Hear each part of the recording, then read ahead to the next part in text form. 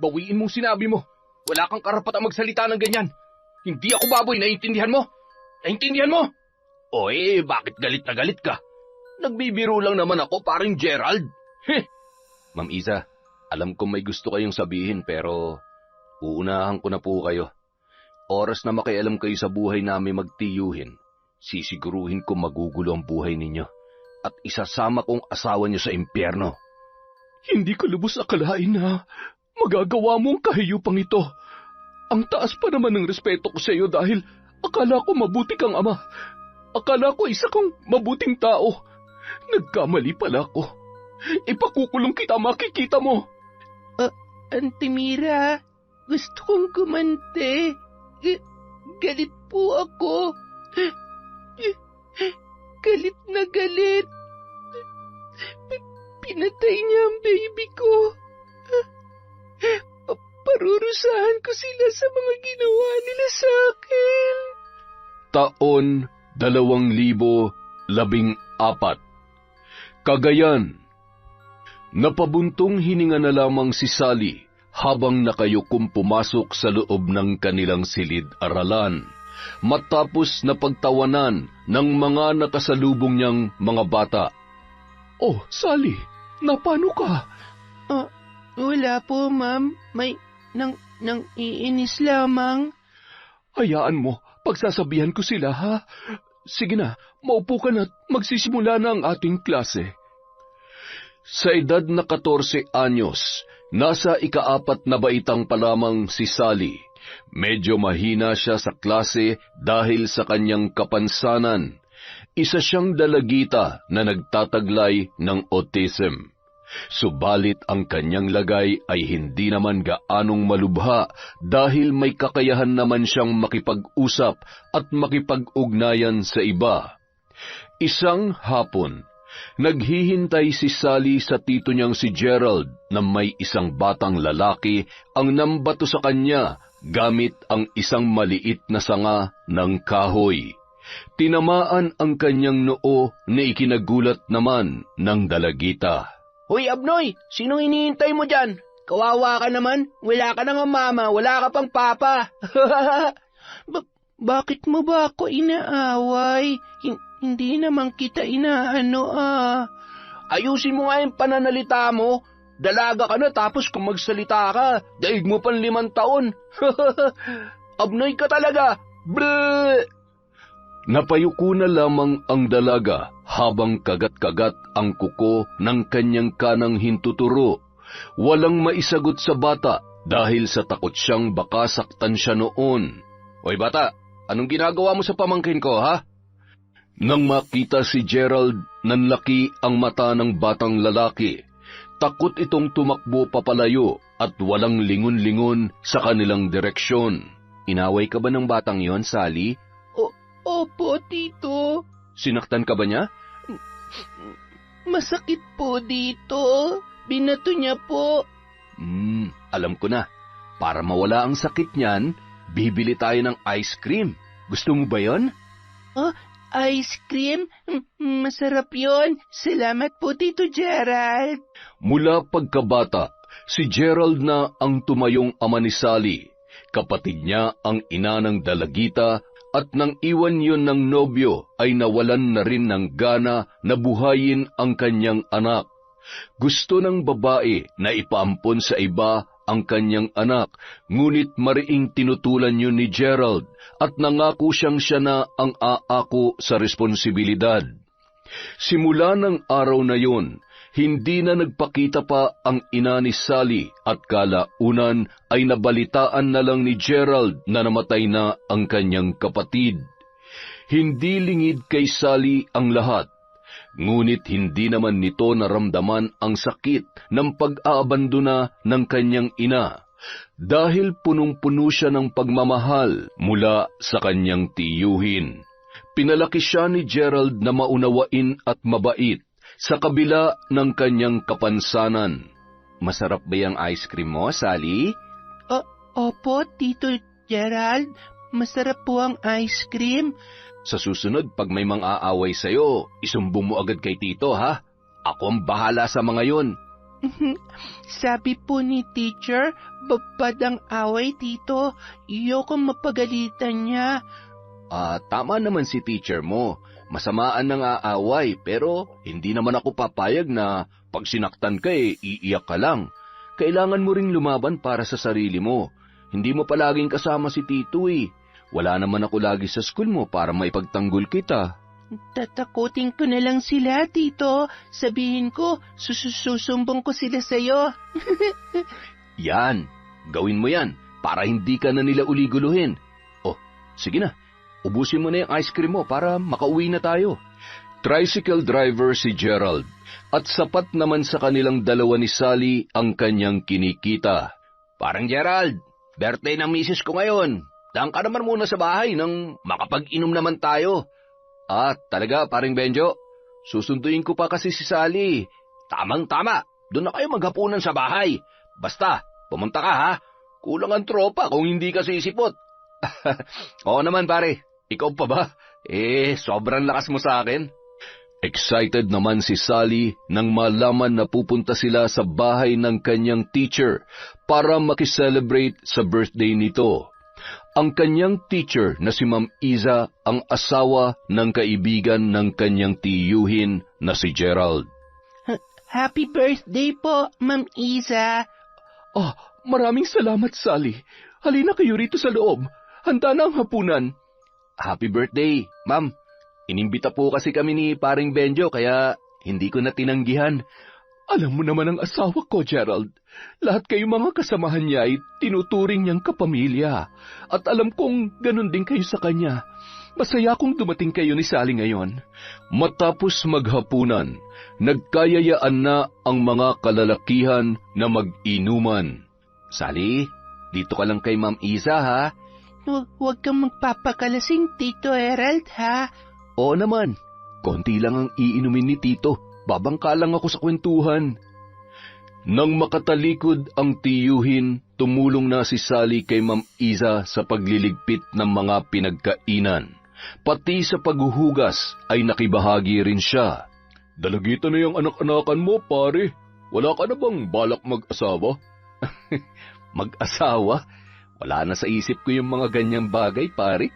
Sapat lang kasi sa aming mga pangangailangan ng kinikita ko. Kung mag-aasawa pa ako parang kumuha lang ako ng bato na ipupukpok sa ulo ko. Dagdag gastusin lang yan. Iba pa rin kasi kapag may katuwang ka sa buhay. Pag may problema, may kaagapay ka kung paano lutasin ang mga suliranin mo. Saka, alam mo naman, may pangangailangan din tayong mga lalaki. Ikaw talaga, pare. Kung ano-ano yung pumapasok sa utak mo. Seryoso ko, pare. Iba pa rin talaga kung may asawang nag-aasikaso sa'yo. Mula nung iniwan sa akin yang si Sally, itinuring ko na siyang akin. Nangako akong lahat ng oras at pagmamahal ko, ibibigay ko na lang sa kanya. Mahal na mahal ko ang batang yan. Wala na akong balak pang mag-asawa dahil baka saktan lang siya dahil sa kapansanan niya. Iniiwasan ko rin kasing mangyari yun, pre. Talaga ba, paring Gerald? Baka naman yung abnoy mong anak-anakan patago mo ng tinitira, kaya wala ka ng balak pa mag-asawa. Kasi naibibigay naman na niya pangangailangan mo. Anong sabi mo? Gago ka pala Mabilis na nahablot ni Gerald ang kwelyo ng kanyang kasamahang driver na si Gary at kaagad na inundayan ng malakas na suntok. Sapul ang panga nito at kaagad na bumalandra sa upuan. Hindi pa siya nakontento, nilapitan pa niya ito at dinuro-duro. Bawiin mong sinabi mo, wala kang karapatang magsalita ng ganyan. Hindi ako baboy, naintindihan mo? Naintindihan mo? Bakit galit na galit ka? Nagbibiro lang naman ako, paring Gerald. Paring Gerald, huminahon ka. Paring Gary naman kasi, huwag kang bastos. Birthday ng asawa ko't nandito ka sa loob ng pamamahay ko. Ayusin mo naman yung pagsasalita mo. Bitiwan mo ako, pare. Gugulpihin ko talaga yan Pare, ako na nakikiusap. Palampasin mo na lang muna. Lasing na kasi, kaya hindi niya na naiisip kung tama pa bang mga pinagsasasabi niya. Ako na humingi ng dispensa sa'yo, pare. Pasensya ka na. Hindi. Binabastos niyang anak ko Kumalma ka lang, pare. Pag-usapan na lang natin to bukas. Huwag ngayon. Nakainom na tayo. Tsaka medyo malakas na rin ang tama ni paring Gary. Biro lang yun, pare. Sa susunod na magbibiro ka, siguruhin mo nakakatawa. Nagpaalam na lang ng maayos si Gerald kay Benjo at kay Teacher Iza bago sila umalis. Humingi rin siya ng dispensa dulot ng nangyaring kaguluhan. Tito Erald, bakit kayo away ni Uncle Gary? Ha? Hindi lang kami nagkaintindihan kanina. Bakit po? Lasing na kasi siya kaya nakapagbitaw siya ng masakit na salita sa akin. Sa susunod kasi, wag na kayong iinom para wala kang kaaway. Sige na. Matulog na tayo. Maaga pa tayong babangon bukas. Kinaumagahan, maagang namasada si Gerald matapos na maihatid si Sally sa eskwela. Marami siyang naging pasahero nung araw na yun, kaya naisipan niyang bumili ng fried chicken para sa dalagita. Paborito kasi yon ng kanyang pamangkin. Bandang 11:30, nagtungo na siya sa paaralan para maghatid ng ulam sa kanyang anak-anakan. Malayo pa lamang, kumakaway na si Sally sa kanyang paparating na tiyuhin. Tito Erald? Sally, hetong fried chicken. Kumita kasi ng medyo malaki kesa sa inaasahan ni Tito, kaya masarap ang ulam mo ngayon. Salamat po, Tito Erald. May ice cream po ba? Ha? Mamayang hapon, mag-ice cream tayo, ha? Yung masarap na ice cream po, ha? Yung natutunaw. Oo naman. Sige na, alis na ako. Pakabusog ka, ha? Uminom na maraming tubig. Sige po, bye-bye, Tito Erald. Saktong paglabas sa gate ng paaralan, nakasalubong ni Gerald si Gary na nooy papasok naman. Kumulo agad ang dugo nito nang mapansin niyang nakatingin sa kanya ang lalaki. Akmang lalagpasan na sana niya yon nang tinawag nito ang kanyang pangalan. Sandali lang, paring Gerald! Bakit? Paring Gerald, pasensya ka na sa mga nasabi ko kagabi ha. Hindi ko naman kasi alam na didibdibin mo yun. Nagbibiro lang talaga ako, pare. Ay, hindi magandang biro mo, pre. Oo, hindi normal si Sally, pero wag mo naman siyang bastusin. Alam mo, pare, ni minsan, hindi ko naisip yung mga bagay na sinabi mo. Anak ng turing ko sa kanya. Palibhasa, wala ka pang anak, kaya kung makapagsalita ka akala mo, puro kalokohan lang lahat ng bagay. Pasensya na talaga, pre. Hindi na mauulit. Tango na lamang ang isinagot ni Gerald bago nagpaalam na mauuna na. Hindi niya na napansin ang mapangilatis na tingin ng kanyang kaibigan. Makakaganti rin ako sa iyo. May araw ka rin sa aking gago ka. Samantala, sa loob ng klase, hindi mapakali si Sally. Ilang ulit na rin siyang nagpapabalik-balik sa loob ng CR na napansin naman ni Teacher Iza. Oh, Sally, may problema ba? Sakit puson ko, ma'am. Tapos, may tugo po sa panty ko. Kahit wala akong sugat. Ha? Unang beses mo bang naramdaman yan? Ibig kong sabihin ngayon ka lang ba nagkaganyan? Opo. Takot po ako, ma'am. Normal lamang yan sa mga babae na nagdadalaga na, Sally. Halika, tuturuan kita kung paano gumamit ng napkin. Marami pang sinabi si Teacher Iza kay Sally tungkol sa pag-aalaga sa sarili. Nakinig naman ang dalagita at inulit-ulit pa ang mga paalala at payo ng kanyang guro. Pag-uwi ng dalagita sa kanilang bahay, agad naman niyang ibinalita kay Gerald ang pagdadalaga niya. Para namang nabigla ang lalaki at tila may pag-aalala na gumuhit sa kanyang muka. Tito Erald, sabi ni Ma'am Isa, ibili niyo raw po ako ng napkin. Naku, hindi ko pa naman alam kung paano gamitin yung napkin, Sally. Wag po kayong mag-alala, Tito. Tinuruan na po ako ni Ma'am Isa. Ganun ba?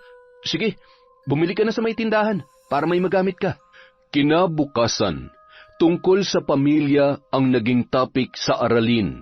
Pinagawa sila ng family tree at isa-isang nagpaliwanag kung gaano nila kamahal ang kani-kanilang mga pamilya. Nang si Sally na ang tinawag ng guro, ipinakita niya ang kanyang iginuhit na puno na mayroong isang bunga. Ito ang aking pamilya, si Tito Erald ang puno at ako ang bunga. Mahal na mahal namin ang isa't isa. Wala ka ba mama at papa, Sally? Papa ko si Tito Erald. Wala akong mama, patay na. Papa? Bakit Tito ang tawag mo sa kanya? Dahil sa tono ng pagtatanong ng kanyang kaklase, napayuko na lamang ang dalagita. Kinagat-kagat na lamang niya ang kanyang kuko dahil nahihiya siyang sagutin yon. Kasi kapatid ng Tito Erald ni Sally ang mama niya. Hindi na nakilala ni Sally ang totoo niyang papa. Pero kahit tito lang niya si Gerald, parang papa niya na rin yon kasi ang Tito Gerald niya ang nag-aalaga sa kanya. Hindi ba, Sally? Opo, love na love din po ako ni Tito Erald. Tama. Ikwento mo naman sa amin kung papaano ipinapakita ni Tito Gerald mo ang pagmamahal niya sa iyo, Sally. Love po kami. Tapos, kiss niya po ako. Dito, oh. Kaso, kagabi, hindi. Tila nabahala si Teacher Iza sa mga sinabi ni Sally, kaya pinaupo na lamang niya ang bata at tumawag na lamang ng iba pang estudyante. Hindi nawala sa isip ng guro ang sinabing yun ni Sally, parang iba kasi ang dating sa kanya. Kaya nang magkaroon ng pagkakataon ay kinausap niya ito ng sila lamang dalawa. Sally, di ba naikwento mo kanina na love-love kayo ng tito mo? Ano ba yung ginagawa niyang love-love sa'yo? Hinahag niya po ako, tapos binibilhan ng ice cream. Yung kiss? Kiss niya po ako bago kami tulog. Kagabi, hindi ko kasi may dugo ako. Tulog na lamang po si Sally. Ganun ba? Akala ko naman kung ano nang ginagawa ng tito mo sa'yo. Bandang tanghali, nang mapansin ni Teacher Iza ang tagos ng dugo sa palda ni Sally, ayaw niyang mapahiya ang dalagita, kaya inuwi niya na lang muna yon sa kanila para makapagbihis. Pahihiramin niya na lang muna ng bestida ang bata. Dito ka na muna sa sala, ha? Kukuha lamang ako ng bestida sa kwarto para maisuot mo. Manood ka lang muna ng TV. Opo, Ma'am Iza. Dahil alam ni Sally kung paano buksan ang TV, kaagad niyang pinagana yon. Nang rumihistro sa screen ang mga kaganapan ng eksena, ay nakuha kaagad ang atensyon ng dalaga. Tutok na tutok siya roon at ngingiti-ngiti pa. Heto, Sally. Kasyang-kasya to sa'yo. Ay, Diyos ko, patayin natin to, Sally. Dali-daling pinatay ni Teacher Iza ang TV. Sakto namang dumating ang kanyang asawang si Benjo para mananghalian. Diyos ko naman, Benjo, bakit nakasalang pa tong DVD player? Napanood tuloy ni Sally. Itago mo na yan, baka may makakita pa niyan nakakahiya. Nako, pasensya na mahal. Nakalimutan kong kunin yan kagabi. Sa susunod kasi mag-iingat ka. Alam mo namang may mga batang nagagawi dito. Ma'am, bakit niyo po pinatay yung TV? Bawal kasi sa iyo yan, Sally. Pangmatanda lang kasi ang mga ganoong palabas. Hubad sila po, tapos kain ice cream yung babae. Talap-talap nun. Gawa ko po yun kay Tito Erald. Nanlaki ang mga mata ni Teacher Iza sa sinabi ng bata. Naitakip na lamang niya ang kanyang mga kamay sa kanyang bibig at nabitawan ang dalang bestida. Hindi niya alam kung ano ang kanyang sasabihin. Kinilabutan ang maestra, naaawa, nagagalit at napapaiyak. Halo-halong emosyon ang lumukob sa kanya nung mga oras na yon. Nanginginig na niyakap ang kanyang estudyante. Ang napanood ni Sally ay isang eksena ng malaswang kaganapan sa ibabaw ng kama sa pagitan ng isang babae at lalaki. Totoo ba yung sinabi mo, Sally? Ginagawa niyo yon ng tito mo? Opo, gabi-gabi po. Kaso, nung may dugo ako, hindi siya tabi sa akin eh. Diyos ko, ibig sabihin, magkatabi kayong natutulog? Opo, higa ako sa braso ni Tito Erald, tapos hubad kami, kasi love na love niya ako, love ko rin siya, papa ko po siya eh. Gaano katagal nyo nang ginagawa ang love-love nyo, Sally? Kailan pa yan nagsimula? Nung birthday ko po yun eh, 9 years old po ako. Naalala pa ni Teacher Iza ang selebrasyon ng birthday na yon ng kanyang estudyante. Dahil nga sa magkaibigan si Gerald at si Benjo ay kasama silang nagdiwang ng kaarawan nito. Lasing na lasing si Benjo noon, gayon din ang kanyang mga kasamahan, maging si Gerald. Naalala niya pang naggalit-galitan siya noon para lamang mapauwi ang kanyang asawa. Buti na lamang pagdating nila sa kanilang bahay ay saka pa lamang bumuhos ang malakas na ulan. Ilang beses na napalunuklaway si Teacher Iza. Ipinaliwanag niya ng husto kay Sally ang tungkol sa mga ganoong bagay, kung sino-sino lang ang maaaring gumawa noon at kung ano ang mangyayari sa kanya kapag patuloy na ginawa yon ng kanyang Tito Gerald. Bad yun, Sally. Hindi niya dapat gawin yun sa'yo. Pwede siyang makulong oras na isumbong ko siya sa mga pulis. Hindi po bad, tito ko. Kayo po ang bad. Inaaway niyo siya. Umiiyak sa galit at patakbo na lamang umalis ang bata. Hindi na siya naabutan ni Teacher Iza dahil nakasakay na siya kaagad ng tricycle. Akmang aalis na rin sana ang guro nang tawagin siya ng kanyang asawa. Narinig ko ang lahat, mahal. Kailangan may gawin akong aksyon tungkol dito, Benjo. Inaabuso ni Gerald ang pamangkin niya. Mahal, buhay nila yan. Huwag ka nalang makialam. Ano huwag ako makialam? Karapatan ko makialam dahil ako ang teacher niya. Hindi ka ba naaawa sa bata? Minomolestya siya ng sarili niyang tiyuhin. Oo, ikaw ang teacher niya. Pero buhay nila yan. Magugulo lang ang buhay natin kung pakikialam mo pa sila. Nakalimutan mo na ba kung bakit tayo nawala ng isang anak, Isa? Dahil sa pakikialam mo sa buhay ng ibang tao. Kaya sana naman, magtanda ka na. Huwag mo nang hintayin na baka isa na naman sa atin ang mapahamak. Anong gagawin ko, Benjo? Manahimik ka. Ipagsawalang bahala mo na lamang ang nalaman mo. May mga anak ka pa nangangailangan ng iyong kalinga at pag-aaruga. Samantala, umiiyak si Sally na nakasakay sa loob ng tricycle. Hindi na siya nagdalawang isip na parahin yon kanina dahil kilala naman niya kung sino ang driver noon. O Sally, ano nangyari sa'yo? Ba't kasi si Ma'am Isa, inaaway niya Tito Erald ko? Bakit niya inaaway? Baka may kasalanan ng tito mo kaya ganun. Hindi, mabait tito ko. Sige, ihatid na lang kita sa school niyo ha. Kakain pa kasi ako eh. Ayaw ko punta school. Galit ako kay Ma'am Isa. Biglang may sumaging senaryo sa isip ni Gary na bigla niyang ikinangisi.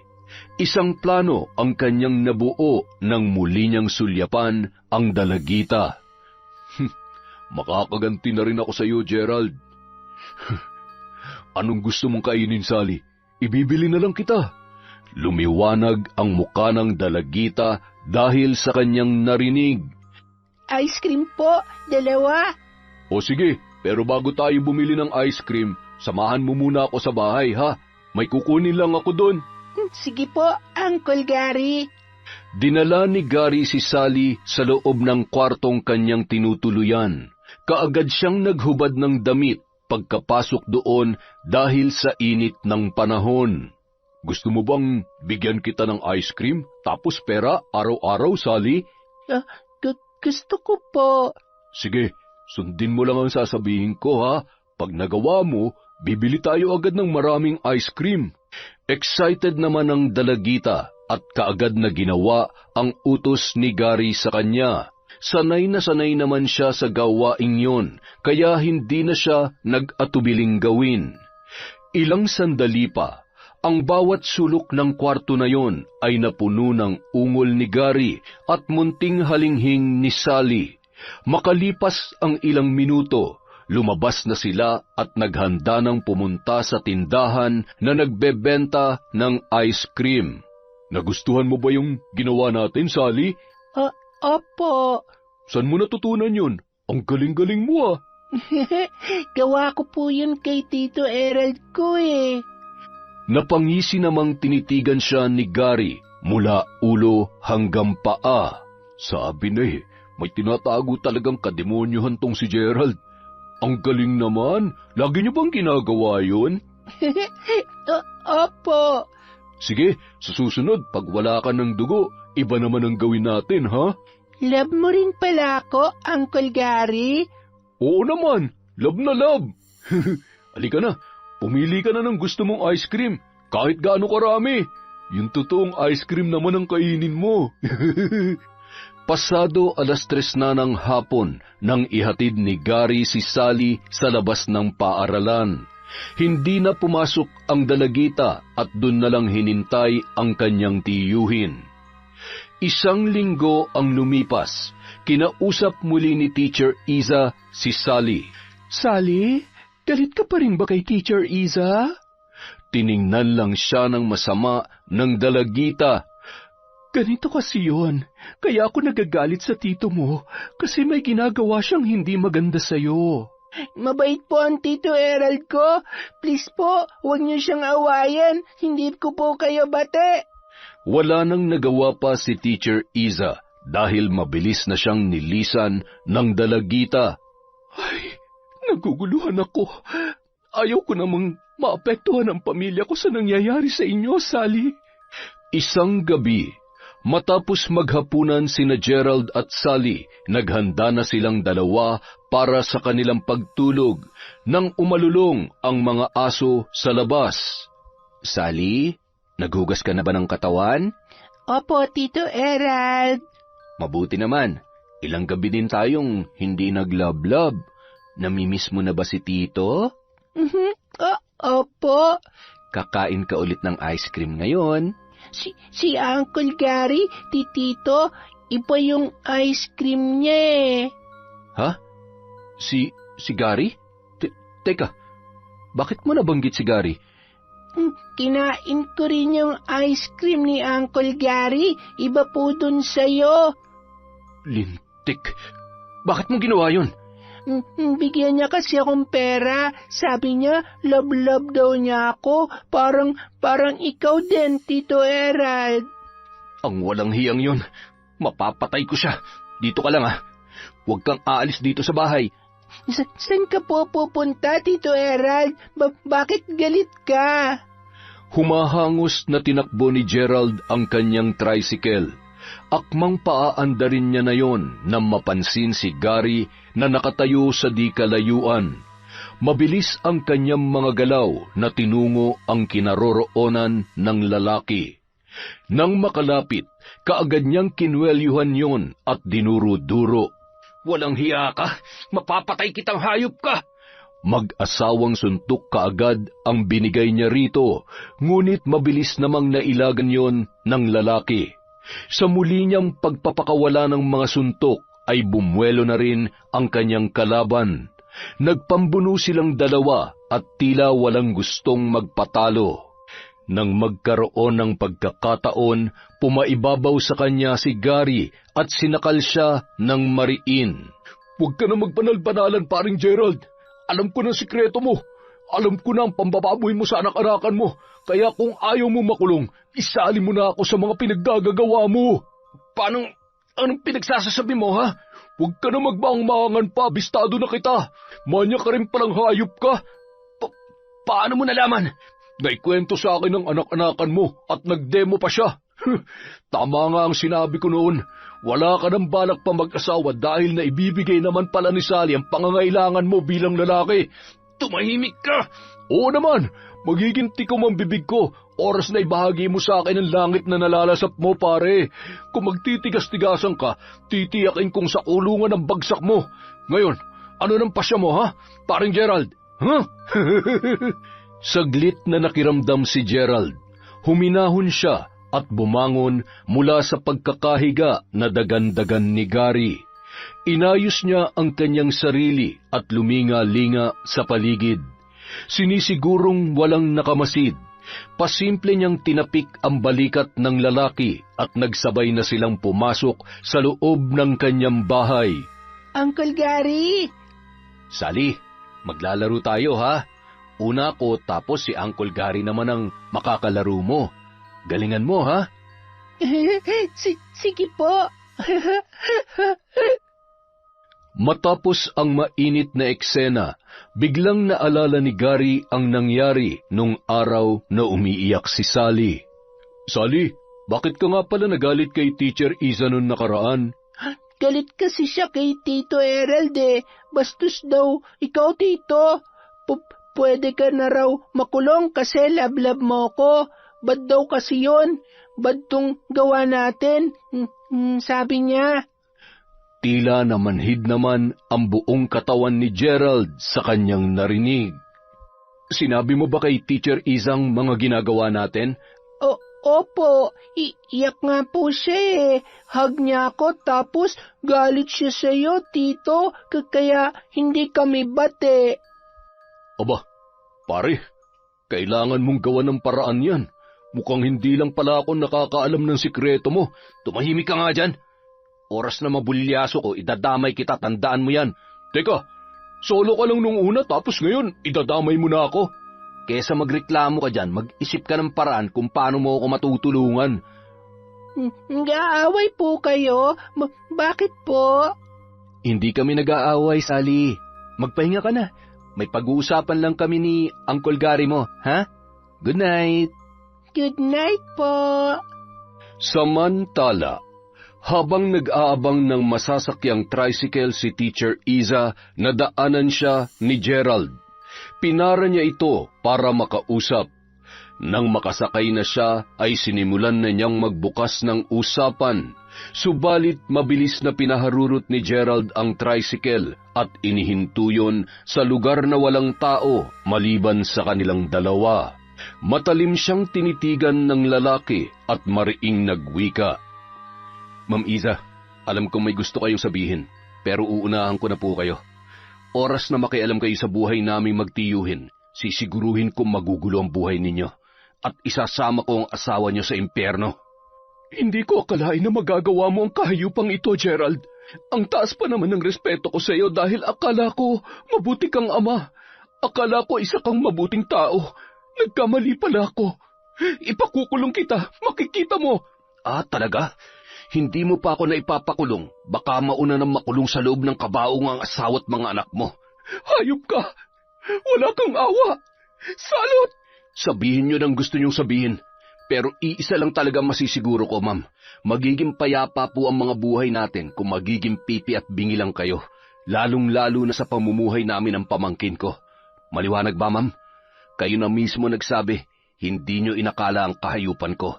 Kaya baka magulat na lamang kayo kung isang araw pinaglalamayan na ang buong pamilya ninyo. Napakasama mo, Gerald. Huwag na huwag kayong magkakamaling ipaalam tong pag-uusap natin kay Pareng Benjo. Kung ayaw niyong pagsisihan niyo ang araw na to. Ngayon, kung may sasabihin pa kayo, sabihin niyo na para maihatid ko na kayo ng ligtas sa pamamahay niyo, Ma'am Isa. Kinagabihan, balisang nakahiga sa kama si Teacher Isa. Pabaling-baling siya sa higaan, halata na hindi siya mapakali. Mahal, ano bang bumabagabag dyan sa isip mo? Parang napakalikot mo naman. Ha? Kwan, mahal, hindi ka ba pinag-iinitan ng mga kasama mo? Hindi naman. At bakit naman nila ako pag-iinitan eh? Ako nga may mas malawak na pang-unawa. Ginagalang nila ako at nire-respeto ko rin sila. Bakit mo naman ay tanong yan? Wala lang. Sige na, matulog ka na. Alam mo, mas natutuwa nga ako ngayon kasi mukhang nagkakasundo na sina Gerald at Gary. Sila lang naman ang lagi nagkakainitan ng ulo sa grupo eh. Hindi na inaasar ni Gary si Gerald at palagay ko ay iniiwasan na nilang magbangayan. Mahal, kinausap kasi ako ni Gerald. Sabi niya, wag na raw akong makialam sa buhay nila. Yun naman talaga ang gusto kong gawin mo, mahal. Hayaan mo na sila. Total, hindi naman tayo ang naagrabyado eh. Ano kaya kung isuplong ko si Gerald sa mga pulis? Bakit naman? Baka kung anong mangyari sa atin yan. Gusto ko lang ng mapayapang pamumuhay, Isa. Kasama ka at ang mga anak natin. Ang problema ng iba, hindi na natin dapat pansinin pa. Naintindihan mo? Isang gabi, malakas ang pagbuhos ng ulan na sinasabayan pa ng hagupit ng simoy ng hangin. Kasunod noon ay ang napakalutong na pagkulog at pagkidlat. Nag-iisa lang sa bahay si Sally dahil hindi pa umuuwi ang kanyang tiyuhin. Halos gabi-gabi na ring ginagabi ng uwi ang kanyang tiyo kasama si Gary. Laging lasing ang mga yon at gabi-gabi rin silang nakikipaglaro sa kanya. Nais man niyang umayaw, ngunit natatakot siya na baka magalit sila at baka siya ay saktan. Buhat kasi nang magsimulang dumalaw si Gary sa kanilang pamamahay ay tila nag-iba na rin ang pakikitungo ng kanyang tiyuhin sa kanya. Madalas pinapagawa siya ng mga posisyon na nahihirapan siya at nasasaktan. Bago siya nilalaro ng mga ito ay nanunood muna sila ng mga eksenang ginagaya nila pagkatapos. Kung dati pakiramdam ni Sally ay mahal na mahal siya ng kanyang tiyuhin, ngayon pakiwari niya ay nag-iba na yon. Kahit palagi siyang sinasabihan na love siya, ay hindi na niya nararamdaman ang pagmamahal dahil pinipilit na siya nitong gawin ang mga bagay na hindi nagpapasaya sa kanya. Isang malakas na pagkulog ang nagpagulat sa nagmumuni-muning dalagita. Kasabay noon ang pagdungaw niya sa bintana. Nakita niya ang pagdating ng dalawang tricycle, si Gary at si Gerald. Alam niyang lasing na naman ang mga yon at kailangang ihanda na naman niya ang sarili dahil natitiyak niyang maglalaro na naman sila. Mabilis na binuksan ni Sally ang pintuan at inabutan ng tuwalya ang dalawa. Ang tagal mo naman buksan ang pinto, Sally. Ano bang ginagawa mo? Nakatulog po kasi ako, Tito Gerald. May dala ka pong ulam? Wala. Naubos lahat ng kinita ko ngayon eh. Hindi ka pa ba naghahapunan? Hindi pa po eh. Hintay ko po kayo. Alam mo ba, Sally? Mas masarap ang uulamin mo ngayon. Hotdog at jumbo pa. Nagugutom po ako. Kaya nga halika rito at kumain ka na. Mabilis na hinablot ni Gary ang bewang ni Sally at pinupugyon ng halik. Nagpupumiglas ang dalaga, ngunit tila wala lang yon kay Gerald na nagtungo sa kwarto para makapagpalit ng damit. Pagkatapos mo dyan, pare, pwede ka nang umuwi. Matutulog na ako. Pagsasawaan ko lang muna to. Ikaw ba, ayaw mo? Pagod ako eh. Tsaka gusto ko lang talagang magpahinga ngayong gabi. Umiyak na lamang si Sally dahil sa ginagawa sa kanya ng lalaki. Kung dati ay dahan-dahan lang itong gumalaw, ngayon ay mapusok na at nasasaktan na siya. Uncle Gary, ayoko na. Sakit na. Ngayon ka pa ba mag-iinarte, Sally? Ang tagal na natin ginagawa to. Masakit. Masakit po. Ayoko po. Habang nakapatong ang lalaki ay panay naman ang pagpupumiglas ng dalagita. Makailang ulit din siyang sinampal ni Gary para patigilin. Hanggang sa nasipa niya ang pagkalalaki nito. Kaagad na lumayo sa kanya ang lalaki, sapu-sapo ang kanyang hinaharap. Dumadaing sa kirot na nararamdaman. Mabilis na tumayo ang dalaga, dinampot ang bestida na nakatiwangwang sa sahig. Dali-dali siyang lumabas ng bahay. Hindi alintana ang lakas ng ulan. Wala siyang naiisip na puntahan maliban kay Teacher Iza.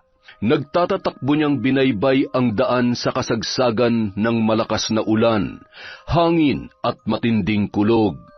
Umaagos ang luha sa kanyang mga mata at nanginginig ang buo niyang katawan, hindi dahil sa lamig na dulot ng panahon, kundi dahil sa matinding takot na kanyang nararamdaman. Samantala, hindi mapakali si Teacher Iza habang nakadungaw sa bintana. Nababalot siya ng pag-aalala dahil sa hindi pa nakakauwi ang kanyang asawa. Mag-aalas 10 na ng gabi at hindi siya sanay na naghihintay pa ng ganoong oras. Ay, nasaan ka na ba kasi, Benjo? Ay, teka, sino yung nakatayo sa labas ng gate? Sandali, mukhang si Sally yun ah. Dali-daling pumanaog si Teacher Iza at pinagbuksan ang kanyang estudyante. Basang-basa ang dalagita at yumuyugyog ang mga balikat. Sally, ano nangyari sa'yo? Sinong kasama mo? Ma'am, layas po ako. Ayoko na makipaglaro sa kanila. Masakit po. Sakit po, Ma'am Isa. Halika, pumasok ka muna para makapagpalit ka ng damit. Umiiyak na isinalaysay ni Sally sa guro ang mga nangyari sa kanya. Simula noong inaway siya nito, nanginginig ang dalaga at ipinakita pa sa kanya ang ilang mga pasa nito sa braso, sa hita at sa iba't ibang parte ng kanyang katawan. Paso nila ako sigarilyo, tapos nilagyan nila dito. Sakit po, Teacher Isa. Sinong sila? Ha? Sally! Tito Errol po at si Uncle Gary. Minsan tali nila ako. Hubad. Ay, Diyos ko naman. Nasaan sila ngayon? Doon po bahay. Ayoko na uwi doon. Takot po ako. Dito na lang po ako, Ma'am Isa. Umiiyak na niyakap ni Teacher Iza ang nanginginig na si Sally nang biglang mag-ring ang kanyang cellphone. Hello? Sino to? Saang ospital? Oo, papunta na ako ngayon dyan. Pagkababa ng cellphone ay ibinilin muna ni Teacher Iza si Sally sa kanyang mga anak. Huwag kayong magpapapasok ng kahit na sino dito sa bahay, ha? Mag-lock kayo ng pinto. Kung may maghahanap kay Sally, sabihin niyo wala siya rito. Huwag kayong magbubukas ng pintuan, mga anak. Pupuntahan ko lamang ang papa ninyo. Pagdating sa ospital, nanlulumong nakaupo si Teacher Iza katabi ang nakahigang si Benjo. Ilang oras nang hindi nagigising ang lalaki. Ayon sa nagdala rito sa ospital, natagpuan na lamang nilang wala ng malay sa tricycle nito ang kanyang asawa. Sa palagay nila ay inatake umano ito sa puso. Diyos ko, bakit naman ngayon pa nagkasabay-sabay ang mga problema ko? Paano ko na matutulungan si Sally? Gayong mas kailangan ako ng asawa ko rito. Panginoon, tulungan niyo po ako. Ituro niyo sa akin ang tamang landas upang mapagtagumpayan ang mga pagsubok na ito. Ang mga alalahanin, pangamba at paghahanap ng mga kasagutan ay natulugan na lamang ni Teacher Iza. Naalimpungatan siya nang pumasok ang doktor. Ibinalita nito na half-stroke si Benjo at nangangailangan ng masusing pag-aaruga. Dahil sa narinig, tila gumuho naman ang mundo ng guro at naguguluhan sa kung ano ang gagawin niya para kay Sally, hanggang sa maalala niya ang isang tao na tanging makakatulong sa kanila. Tama, sa pamamagitan niya, hindi iisipin ni Gerald na nakikialam ako sa kanila. Hindi niya iisiping ako ang may pakana. Hindi niya mababalikan ang pamilya ko dahil hindi ko naman siya ipagkakanulo sa mga otoridad. Hindi na nagdalawang isip pa si Teacher Isa. Nang gabi ring yun, gamit ang tricycle ni Benjo, ipinagmaneho niya si Sally patungo sa isang lugar na hindi na sana niya babalikan pa kahit kailan. Dinala niya si Sally sa isang lumang bahay na nasa gitna ng kakahuyan. May kalakihan ang bahay na yon at kababakasan ng kalungkutan. 3 mahihinang katok ang ginawa ni Teacher Isa bago nagbukas at lumangit-ngit ang pintuan ng lumang bahay na yon. Mula sa loob, iniluwa noon ang isang matandang babae. Mahaba ang buhok nito at mas tumitingkad ang pagkaitim tuwing nasisinagan ng bilog na buwan. Malamlam ang kanyang mga mata na animoy hindi na nakatikim ng kaligayahan dahil kababakasan ng malalim na lungkot. Ilang saglit pa, dumagundong ang tinig nito. Anong masamang hangin ang nagdala sa iyo rito, Isa? Ante Mira, kailangan ko ang tulong ninyo. Wala na po akong iba pang malalapitan bukod sa inyo. Mabuti naman at naaalala mo pa pala ko. Pagkatapos mo kong layasan, 10 taon na ang nakalilipas. Sabi ko naman sa'yo, kahit saan ka magpunta, hahanap-hanapin mo pa rin ang aking presensya. Ante, patawarin niyo sana ako sa kapangasan ko noon. Ayoko lang na ako ang magmana sa kakayahan ninyo. Natatakot po ako. Ngayon ba'y may lakas ka na ng loob, Isa? Alam niyo namang hindi ko kayang sumalo ng kakayahan niyo, Ante. Nandito ako para makiusap na kupkupin niyo muna panandalian nitong si Sally. Lumipat ang tingin ng matanda sa inosenteng dala ng kanyang pamangkin.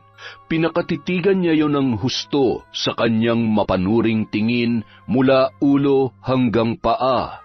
Na-stroke po si Benjo, ang asawa ko, kaya hindi ko mapagtuunan ng pansin ang kalagayan ng bata.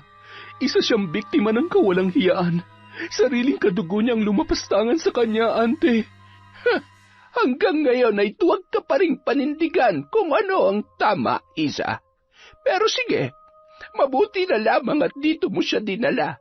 Hindi na magiging pasanin ng konsensya mo ang pagtalikod sa kakayahan ng ating angkan. Dahil itong batang ito ang siyang magmamana noon. Ante, wag. Humihingi lamang kami ng tulong sa inyo. Wag mo siyang ikulong sa kapangyarihang itim na tinataglay mo. Nakikiusap po ako. Hinawakan ni Mira ang ulo ng bata. Nag-usal ng orasyon at biglang nagsalimbayan sa kanyang gunita ang mga eksena at mga pangyayari. Simula noong sanggol pa lamang ang dalagita.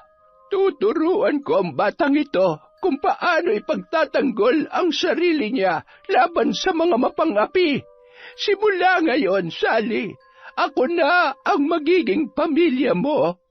Hindi ka na masasaktan ng iba.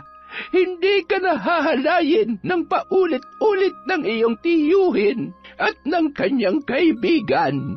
Ipapalasap natin sa kanila ang pait at paghihirap na iyong naranasan. Pinagsabantalahan ang iyong kahinaan, pinaikot-ikot ang iyong pagiging inosente at ikinulong ka sa mundo ng kalaswaan na akala mo ay normal lamang. Hindi ka na nila mahahawakan kung sasamahan mo ko dito sa pamamahay ko, Sally. Sally, mabait si Ante Mira. Ipagkakatiwala kita sa kanya dahil alam kong hindi ka niya sasaktan. Dito, hindi ka na masasaktan ng Tito Gerald mo. Ayos lang ba kung iiwan mo na kita dito kay Ante Mira?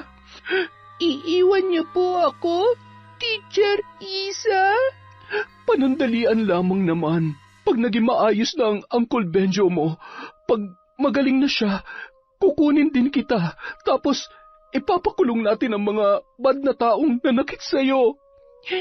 Hindi ako sasaktan dito. Hindi kita sasaktan, Sally.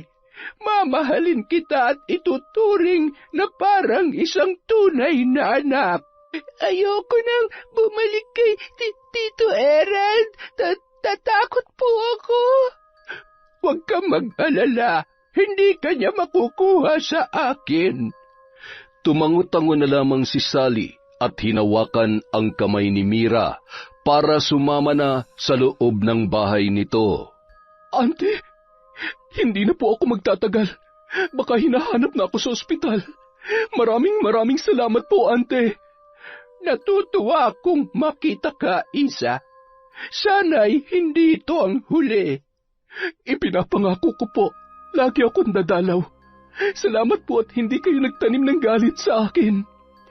Noong una, nagalit ako, pero kailanman ay hindi ako magtatanim ng galit sa pinakamamahal kong pamangkin.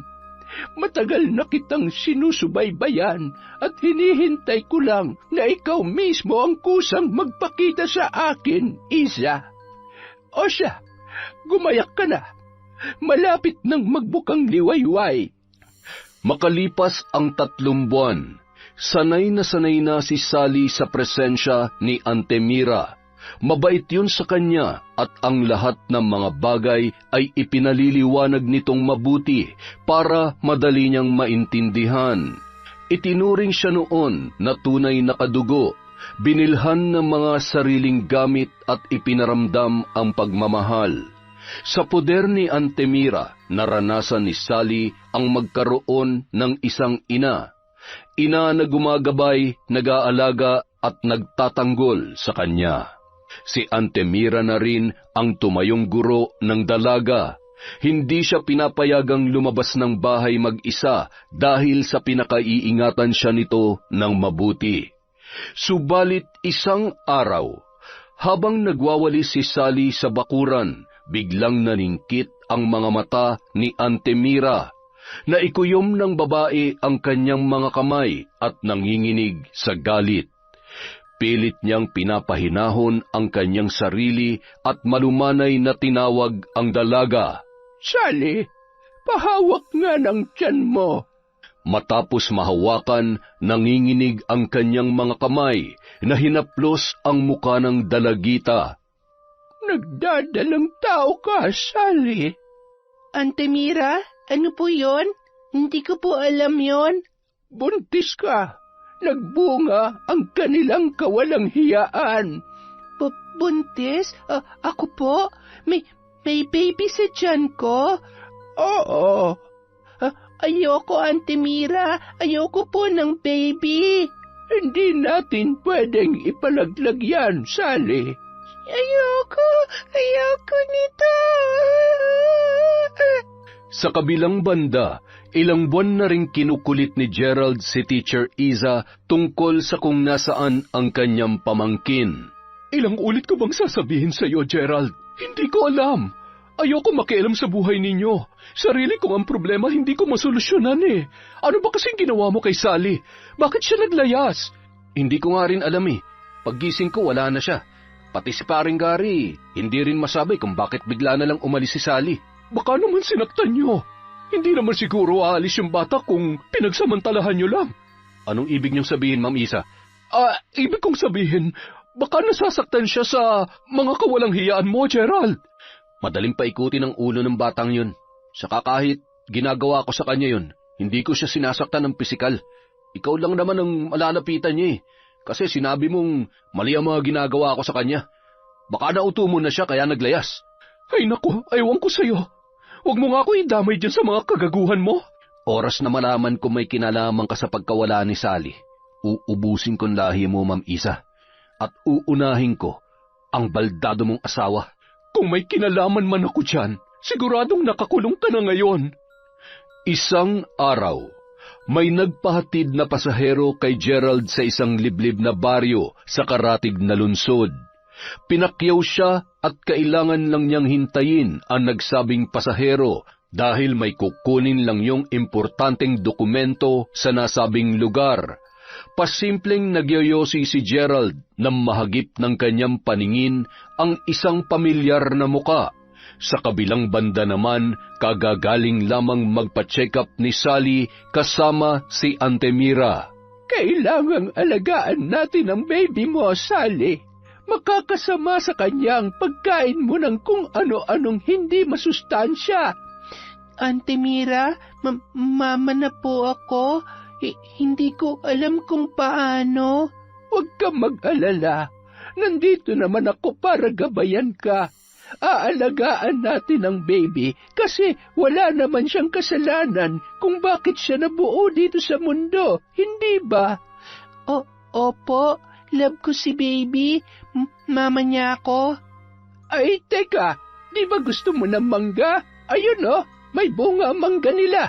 Hihingi mo na ako. Dito ka lamang sa may tindahan, ha? Hintayin mo lamang ako dito, Sally. Sige po. Sarap ng mangga. Naupo si Sally sa mahabang bangko habang kumakain ng banana Q. Nang biglang lumapit si Gerald at hinablot ang kanyang braso. Sally, anong ginagawa mo dito? Bakit ka naglayas? Nag-aalala ng husto si Tito sa'yo, anak. Tito Gerald, bitiwan mo ako. Ayaw ko sa'yo. Umuwi ka na sa atin. Namiss na kita. Halika na. Hindi. Ayoko sa'yo. Ano ba nangyayari sa'yo, Sally? Hindi mo na balab si Tito? Bad ka. Nagpumiglas ang dalaga hanggang sa nabitawan yon ni Gerald. Tumakbo naman si Sally palayo rito, ngunit hinabol siya ng kanyang tiyuhin. Mabilis na nahablot ni Gerald ang mahabang buhok ni Sally at kinaladkad niya ang dalagita papasok sa kanyang tricycle. Bad ba ako? Ako nagpalaki sa'yo. Pinakain kita. Binihisan. Dapat lang napagsilbihan mo ako. Malakas na ibinalya ni Gerald si Sally sa loob ng tricycle at dinuro-duro. Subukan mong tumakas ulit. Pasasabugin ko yung uso mo. Abnoy kang animal ka. Ang takot na si Sally naman ay sumiksik sa gilid at umiiyak. Nang akmang paaandarin na ni Gerald ang tricycle, natanawan niya ang isang matandang babaeng tumatakbo patungo sa kanilang kinaroroonan. Sally! Auntie Mira, tulungan niyo po ako. Sakit po tiyan ko. Naging agresibo naman ang lalaki at pinaharurot ang kanyang tricycle. Ngunit hindi pa man sila nakakalayo, biglang sinalubong siya ng mga naglalakihang bubuyog. Para siyang kinukuyog ng mga yon, dahilan upang matigil siya sa pagmamaneho. Bumangga ang kanyang tricycle sa isang poste at walang sinayang na sandali si Sally. Bumaba siya roon kaagad at tumakbo papunta kay Auntie Mira. Sally, ayos ka lang ba? Sally, dinudugo ka. Ang baby mo, Sally. Ang sakit po, Auntie Mira. Makalipas ang ilang araw, matamlay na pinagmamasdan ni Sally ang kumpol ng mga bulaklak na napapaligiran ng mga paru-paro. Sally, halika na. Lumalamig na ang pagkain. Auntie Mira, gusto kong gumanti. Galit ako. Galit na galit ako. Pinatay niyo yung baby ko. Parurusahan ko sila sa mga ginawa nila sa akin. Tutulungan kitang gumanti sa tiyuhin mo, Sally. Huwag ka mag-alala. Ituturo ko sa iyong lahat ng mga nalalaman ko. Sa ngayon, kailangan mo munang magpakalusog, magpalakas para sa oras na sisimulan na natin ang paghihiganti. Nasa maayos na ang lahat, ang isip at katawan mo. Paano po ako gaganti, Auntie Mira? Akong bahala sa'yo. Halika na, kumain ka ng marami. Pagsapit ng gabi, inilabas ni Auntie Mira ang kanyang mga kagamitan sa pambabarang at isa-isang pinakilala kay Sally. Isang pulang panyo ang bumabalot sa isang libreto na mayroong mga bahid ng dugo. Mayroong mga karayom na iba't iba ang sukat. May mga kandila at ilang manikang gawa sa pinagtagpi-tagping tela. Mayroon ding isang garapon. Nasa 2 dangkal ang taas nito at napupuno ng naglalakihang ipis. Sally, bago natin simulan ang pagtuturo ko sa iyo, kailangan mo munang isiping mabuti kung nararapat ba itong gawin. Baka kasi bigla ka na lamang huminto sa kalagitnaan. Masisira ang ritual na gagawin natin. Parurusahan ko siya, Auntie Mira, sa lahat ng mga ginawa niya sa akin. Sa pampangagahasa niya, sila ni Uncle Gary, kinasusuklaman ko sila. Kinamumuhian ko sila, Auntie Mira. Dumaan ang ilang araw ng pagsasanay ng dalagita. Halos kabisado na niya ang lahat ng mga nakapaloob na orasyon sa libretong itim.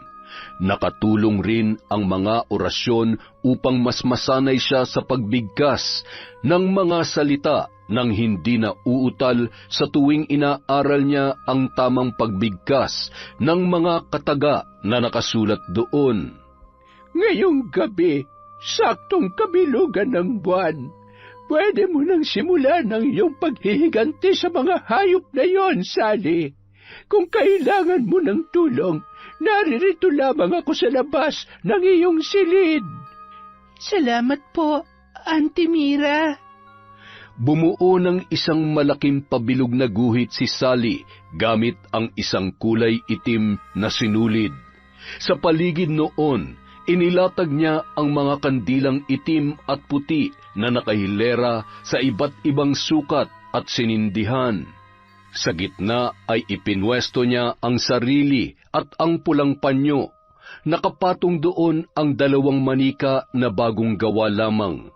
Nakasulat din sa mga manika ang pangalan nina Gerald at Gary. Hawak ang libreto, sinimulan ng sinambit ni Sally ang mga katagang Latin para simulan ang isang nakakapangilabot na ritual upang tawagin ang Panginoon ng kadiliman. Sa ilang minutong pag-oorasyon, biglang umihip ang malamig na hangin na animoy nanunuot sa balat. Gamit ang isang karayom, paulit-ulit niyang tinusok ang pangalan ni Gary na nakasulat sa manika. 10 pesos kung ibabalik sa iyo ang iyong kalupitan. Dadanas ka ng sakit na walang lunas. Mangangati ka hanggang sa iyong balat ay kusa ng sumuko. Kahit buhay ka pa'y mangangamoy ka ng tulad ng isang naaagnas na bangkay. Dahan-dahan kang gagapang. Ang sarili mong kalupitan ang siyang iyong makakamtan. Gary! Gary! Ang aking mga laway ang siya magsisilbing kamandag na tutupok sa iyong balat. Matapos na paulit-ulit sa pag-usal ng makamandag na orasyon, ibinaling naman ni Sally ang kanyang pansin sa isang manikang may pangalan ni Gerald.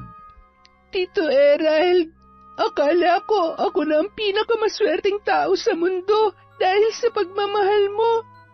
Mali pala ako. Ang ipinalasap mo pala sa akin ay hindi makatarungan. Ikinulong mo ako sa kalaswaan na akala ko'y mundo ng ating kaligayahan. Ngayon, namulat na ako sa lahat ng kalokohan mo. Ako naman na may gagawin sa'yo. Tito Erald, maglaro tayo ha. Ako ang taya. Promise, gagalingan ko. Magiging masaya ang larong ito. Tinusok-tusok ni Sally ng karayom ang bawat letra ng pangalan ni Gerald. Bumulong-bulong siya malapit sa tenga ng manika at umusal ng kakaibang orasyon. Gagawin natin tong masaya, tulad ng mga sinabi mo sa akin noon. Siguradong matutuwa ka dito, Tito Erald. Kinuha ni Sally ang garapon at binuksan niya yon. Tila nagwawala naman ang mga ipis na nakapaloob doon. Gutom na ba kayo? Gusto niyo nang kumain? Pagkatapos noon, isinilid niya sa kahon ang manikang may pangalan ni Gerald at ibinuhos doon ang mga alaga niyang ipis. Muli siyang nag-usal ng Latin na orasyon at hinipan ang usok na nagmumula sa nakasinding kandila patungo roon. Saka kaagad na isinara ang kahon nang masiguro na naikulong na niya ang usok sa loob noon. Tikman ninyo ang aking ganti. Kayong may utang sa akin. Umanda na kayo dahil maniningil na ako. Mga hayop kayo. Ibabaon ko kayo sa impyerno. Mga walang hiya kayo. Sa paulit-ulit na pagbuklat ng libreto habang sinasambit ang mga katagang nakapangingilabot sa pandinig, tinapos na rin ni Sally ang kanyang ritual. Ang ritual ng kadiliman para sa sumpa ng barang. Samantala, masaya namang nag-iinuman sina Gerald at Gary sa isang beer house. May katabi silang mga bayarang babae para aliwin ang kanilang gabi. Parang Gerald, ay, mauubos ang pera natin dito. Kailan mo ba ibabalik si Sally, ha? Gusto ko na ulit makalibre. Ay, ano ka ba? Samahan mo na lang akong hanapin siya dun sa kabilang lunsod. Dada ka ng dada dyan eh. Di ka naman tumutulong. Eh, sige, sasamahan kita. Yun lang naman pala eh. Pero ngayon, magsaya muna tayo dito. Kasama ang kani-kanilang mga babae ay pumasok sa motel ang dalawa. Habang nag-iinit ang eksena sa ibabaw ng kama, biglang napatitig si Gary sa babaeng pumapaibabaw sa kanya. Ibang muka kasi ang kanyang nakikita. Imbis muka ng babaeng binayaran niya na puno ng makapal na makeup, ay ang inosenteng muka ni Sally ang rumihistro sa kanyang paningin. Hanggang sa biglang dinilaan nito ang kanyang katawan. Ramdam niya ang malagkit na laway na dumadampi sa kanyang balat. Napapikit pa siya habang napapangiti. Sige, Sally, galingan mo pa. Very good naman ang Sally na yan. Uy, may ice cream ka bukas, ha? Sige pa. Sally, ba't tumigil ka? Ituloy mo na yan. Dali na. Nang hindi na gumagalaw ang babae, napilitang magmulat ng mata si Gary. Ganoon na lamang ang kanyang pagkasindak na makitang nanlilisik ang mga mata ni Sally na nakatunghay sa kanya, hanggang sa gumuhit ang nakakakilabot ng ngiti nito at bigla siyang sinakal. Bitiwan mo ako, Sally! Ano ka ba? Gusto mang manlaban ng lalaki, ngunit tila nawalan siya ng lakas dahil pakiramdam niya ay napakabigat ni Sally na dumadagan sa kanya. At ang labis na nagdulot ng kilabot sa kanya ay ang patuloy na pagtulo ng laway nito na pumuno sa kanyang bibig. Napakalagkit noon at napakalamig. Habang patuloy sa pagtulo ang laway, nakaririndi rin ang matamis nitong paghalakhak. Ilang segundo rin ang itinagal ng eksenang yon nang biglang pinakawalan ni Sally ang kanyang leeg. Kasunod ng pag-ubo ni Gary ay ang panunumbalik ng muka ng babae na kanyang kasama. Bakas sa muka nito ang gulat at lito sa mga ikinikilos ng lalaki. Nasaan si Sally? Sinong Sally? Tayong dalawa lang nga nandito.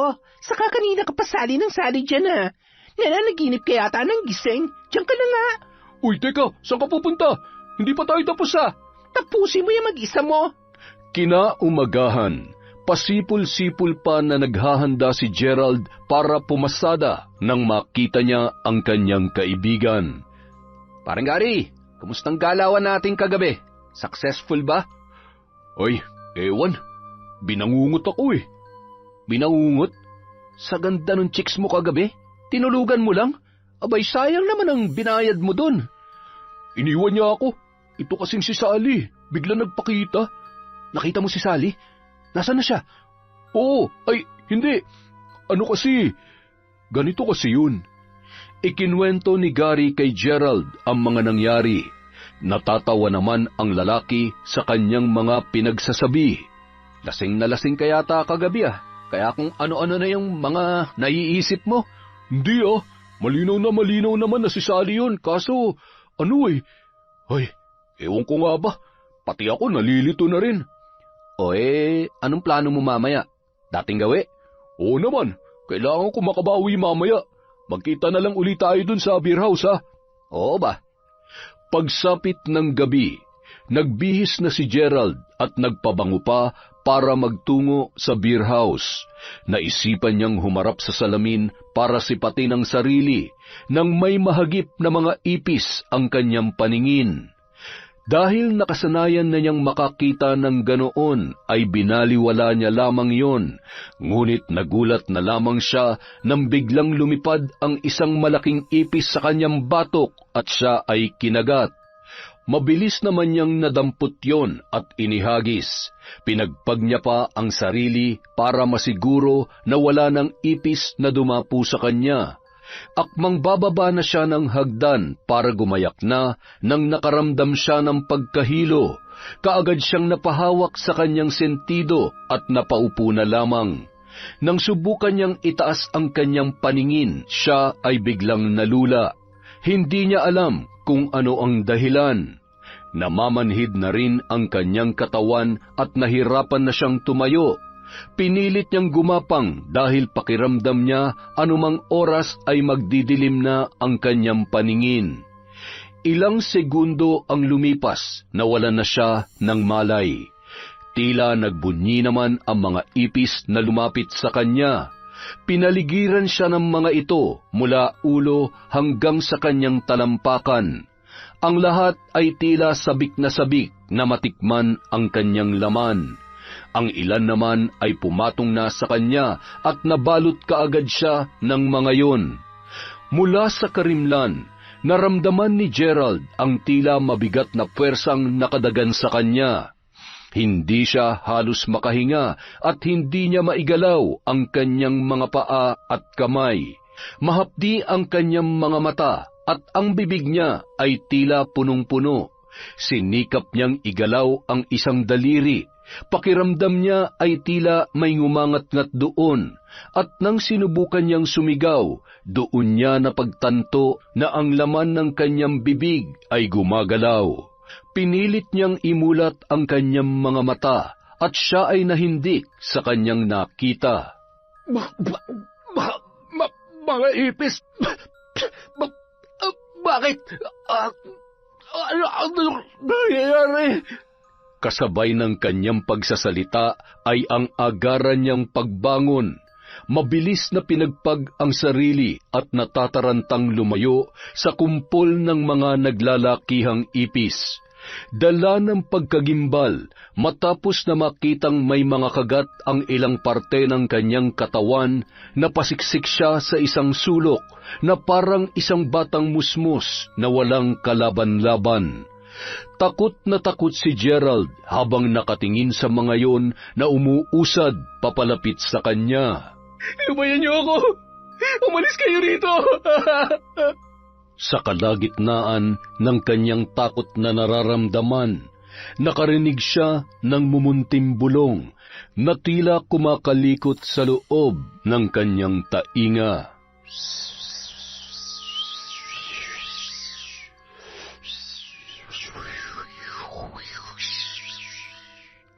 Biglang tinakpan ni Gerald ang kanyang mga tenga gamit ang kanyang dalawang kamay. Tigilan niyo na ako! Tigil! Tama na! Ang tunog na dulot ng mga bulong ay tila naglikha ng sugat sa kailaliman ng kanyang pandinig. Napahiyaw na lamang siya nang biglang may tumulong dugo sa magkabila niyang tenga. Nanginginig na pinagmasdan niya ang kanyang mga kamay na mayroong umaagos na dugo.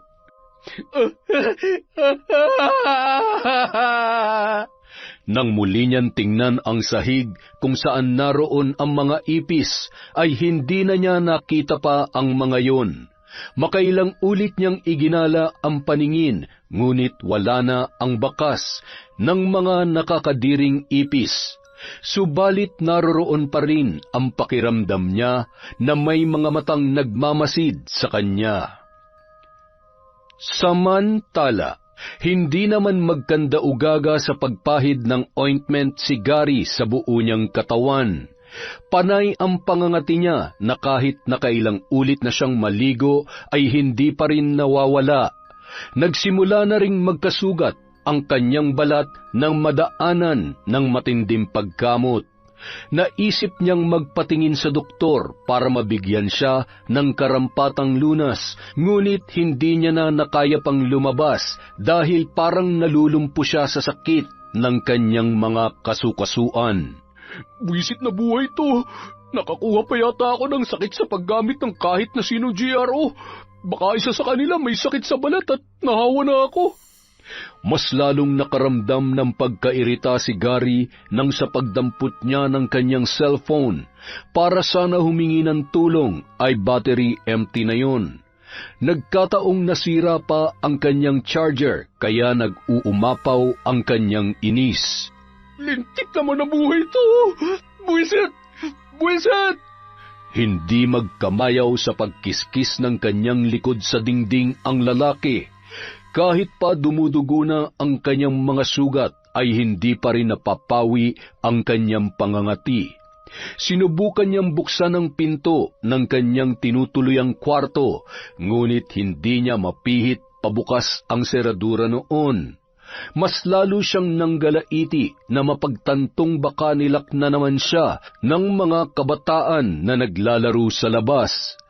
Lagi kasi siyang napagkakatuwaan ng mga yon dahil sinusungitan niya at hindi binibigyan ng pera. Malas din at walang bintana ang kwarto na kanyang inuupahan. Kahit anong gawing pagsigaw ni Gary para may tumulong sa kanya ay tila walang nakakarinig, hanggang sa nagsawa na siyang humingi ng tulong at pinagtuunan na lamang niya ng pansin ang kanyang nararamdaman. Ang kanyang balat ay naging katulad ng chicharon, naging malutong at tila nagmamantika na parang humihibok-hibok pa sa loob. Para siyang mababaliw sa pagkamot sa kung saang-saang parte noon. Ang pagkainis niya ay napunta sa paghikbi. Umiiyak na ang lalaki dahil hindi niya masolusyonan ang nangyayari sa kanyang sarili. Sa paglipas ng mga araw, hindi na makilala pa ni Gary ang kanyang itsura.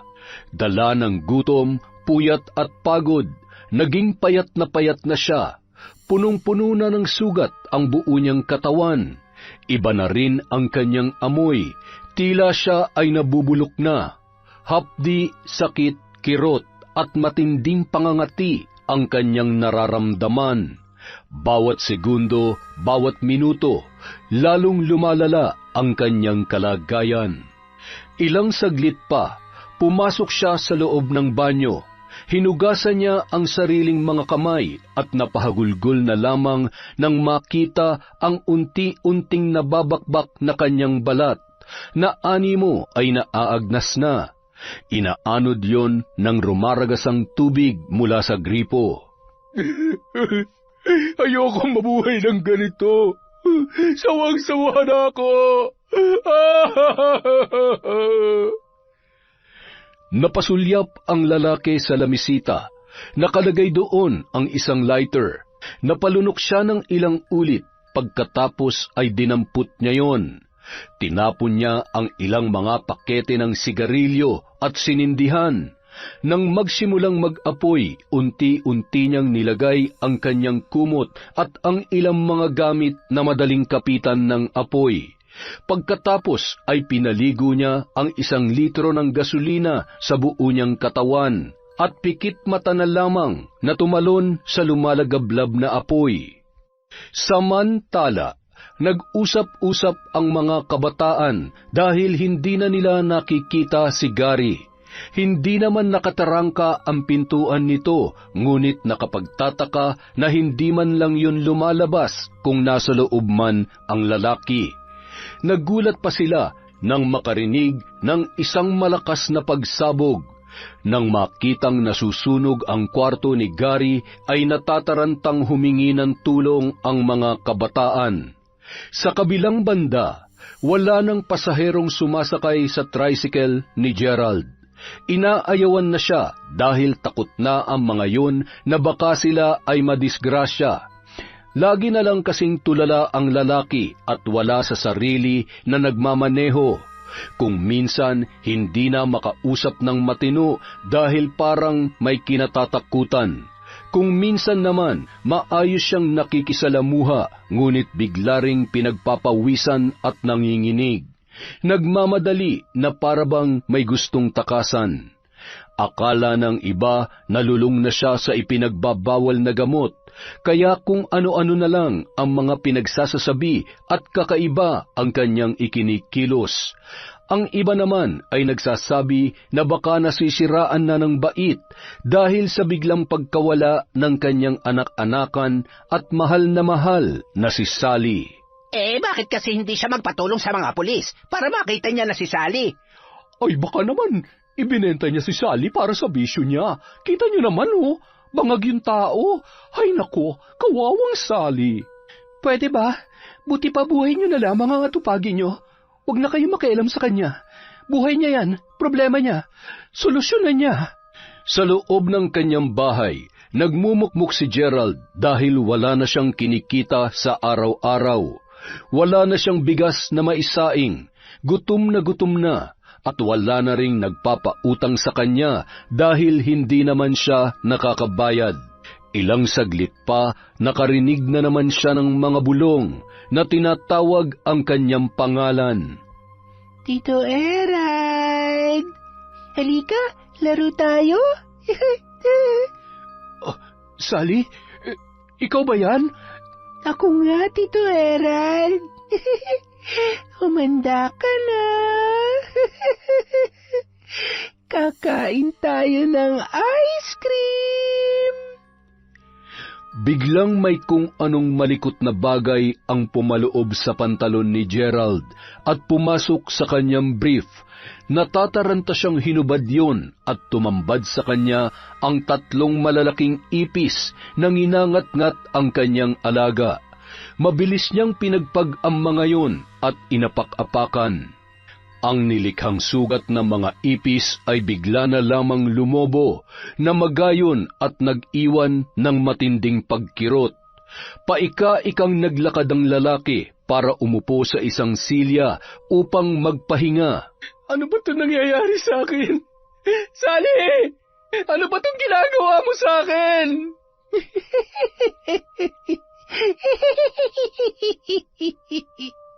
Magpakita ka! Kakalbuhin kitang bata ka, makita mo! Ang pagsigaw ni Gerald ay naulit ng naulit, hanggang sa umabot yon sa pandinig ng kanyang mga kapitbahay. Doon na kumalat ang usap-usapan na nababaliw na siyang talaga dahil nagsasalita at sumisigaw ng mag-isa. Alam mo, mahal, mukhang sunod-sunod na kayong minamalas ng mga barkada mo. Hay, ikaw, inatake sa puso. Si Gary, nasunog. Ngayon naman si Gerald, nababaliw na raw. Alam mo, naisip ko na baka kinakarma na tayo. Kasi alam naman natin na nangyari kay Sally pero hindi ka agad tayo umaksyon. Minsan nga, sinisisi ko ang sarili ko Kasi kung naglakas loob lang talaga ako na isuplong siya sa mga pulis, baka hindi ka na-stroke. Pakiramdam ko, pinarusahan tayo ng Panginoon dahil wala akong ginawa. Naduwag tayo. Hindi pa naman huli ang lahat, mahal. Anong ibig mong sabihin? Hindi ka nahahadlang? Hindi na. Napag-isip-isip ko rin kasing hindi naman talaga masama ipagtanggol at ipaglaban natin yung bata. Oo, natakot ako para sa kaligtasan natin, pero nakukonsensya din ako sa ginawa kong pagpigil sa'yo. Nang araw na inatake ako, yun sana yung araw na sasamahan kita sa mga pulisya. Pagkatapos na makapag-usap na mag-asawa, nabuo ang isang matapang na desisyon ni Teacher Iza. Samantala, ilang araw nang nagkukulong sa loob ng bahay si Gerald. Nahihiya na siyang lumabas dahil alam niyang siya lang ang binabantayan ng kanyang mga kapitbahay. Naiinis siya sa mga mapanuring tingin ng mga ito na tila ba siya ay hinuhubaran.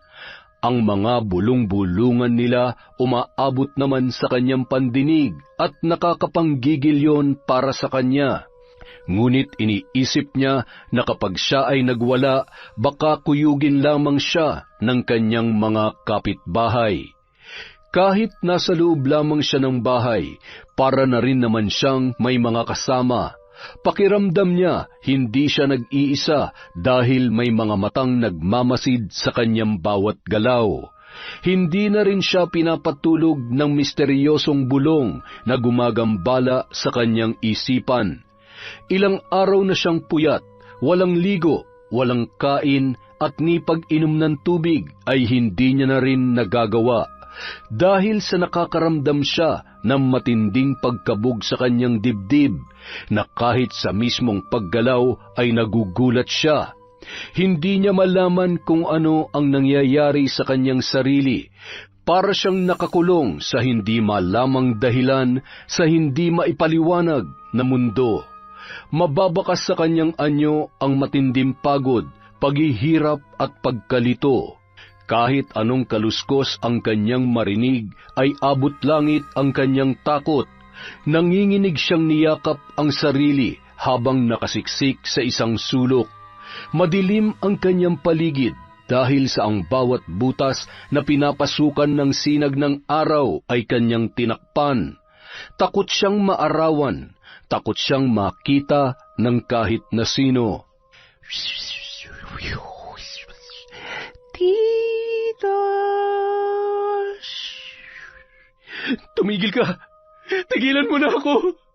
Biglang may nahulog na gamit mula sa kung saan, at ang tunog na nilikha noon ay nagdulot ng matinding takot sa nanginginig niyang katawan. Maya-maya pa, umagos ang kanyang ihi na nakabasa sa nanlilimahid niyang pantalon. Lubayat mo na ako! Ayoko na! Ayoko na! Dala ng pangingilabot, pagapang na tinungo ni Gerald ang ilalim ng kama. Doon ay nagtago siya habang patuloy pa rin sa pag-iyak. Subalit napatda na lamang siya nang maramdamang gumagapang ang mga naglalakihang ipis mula sa kanyang mga paa hanggang sa kanyang likod. Naipikit niya na lamang ng husto ang kanyang mga mata.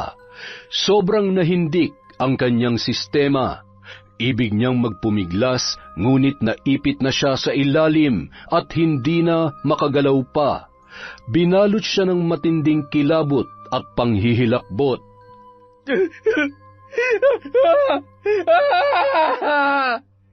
Kinabukasan, nagising na lamang ang lalaki dahil sa tunog na naririnig niya mula sa labas. Pilit na binubuksan ang kanyang pintuan. May tunog ng mga paa na tila ginagalugad ang loob ng kanyang pamamahay. May otoridad na mga boses ang dumadagundong sa kanyang pandinig. Ilang sandali pa, nakakasilaw na liwanag ng flashlight ang bumungad sa kanyang mga mata. Nandito siya! Makalipas ang ilang linggo, masayang dinalaw ni Teacher Iza si Sally, kasama si Benjo na nooy gumaling na dahil sa therapy. Nananabik naman na niyakap siya ng dalagita. Kumusta ka na rito, Sally? Maayos naman po, Ma'am Iza. Mabuti naman. Sasama ka na ba sa amin ni Uncle Benjo mo? Opo, sasama din po si Auntie Mira, ha? Sally, patawad ha. Naging duwag ako. Hindi mo na sana naranasan ang lahat ng kawalang hiya ni Gary kung nung una pa lang ay inaksyonan ko ng kahalayan ni Gerald. Wala na po yon, Uncle Benjo. Ang mahalaga ay naipakulong na natin si Tito Gerald. Samantala, habang nasa kulungan, wala sa sariling kinakagat-kagat ni Gerald ang kanyang mga kuko nang tawagin siya ng isang pulis. Gerald, may dalaw ka. Naging malikot naman ang kanyang mga mata nang siya ay lumabas sa selda. Sally, anak, mabuti naman at dinalaw mo si Tito. Gusto lang kitang makita. Kahit hindi tayo bate, Tito Gerald, naiisip pa rin kita. Huwag ka mag-alala. Ayos lang ako dito. Sorry ha. Patawarin mo ako sa lahat-lahat. Alam kong hindi na mabubura sa isip mo ang mga nangyari. Pero pangako, magbabago ako dito. Magpapakabait ako para makabawi naman ako sa mga naging kasalanan ko sa'yo. Galit ako sa'yo. Hindi ko alam kung kailan kita mapapatawad. Mag-iingat ka dito, Tito Gerald, ha? Sandali. Aalis ka na agad. Sally, patawarin mo na ako. Ayoko na dito. Gusto ko nang lumabas.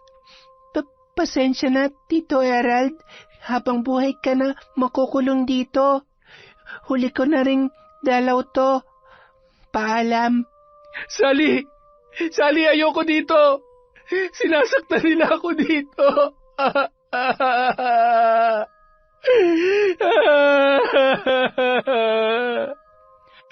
Pag-iyak na lamang ang tanging nagawa ni Gerald nang lumisan na sa kanyang harapan ang kanyang pinakamamahal na pamangkin. Auntie Mira, salamat sa pagpapatuloy mo kay Sally, ha? Kukunin ko na po siya. Kukunin? Sino nagsabi sa iyong ibibigay ko si Sally, Isa? Ilalaban ko sa korte ang kustodiya nitong bata. Pero, usapan natin na panandalian lamang siya sa iyo. Baka nakakabigat lang siya sa inyo, Auntie Mira. Mula nung dumating si Sally sa bahay, naging makulay ang buhay ko. Siya ang pumuno ng mga pangungulila ko sa iyo. Tapos ngayon, babawiin mo ang kasiyahan ko? Hindi ako papayag, Isa. Ma'am Isa, dito na lamang po ako kay Auntie Mira. Masaya po ako sa kanya. Pero baka may ituro pa siya sa iyo. Ayokong makulong ka sa... ano?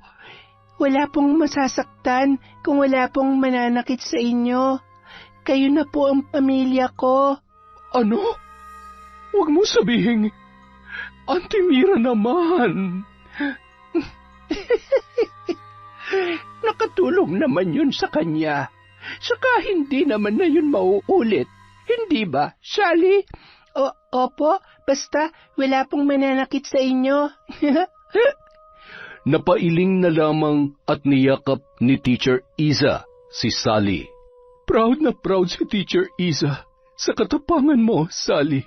Yon! Isa na naman pong napakagandang kwento nun, mga kaenteng, di ba?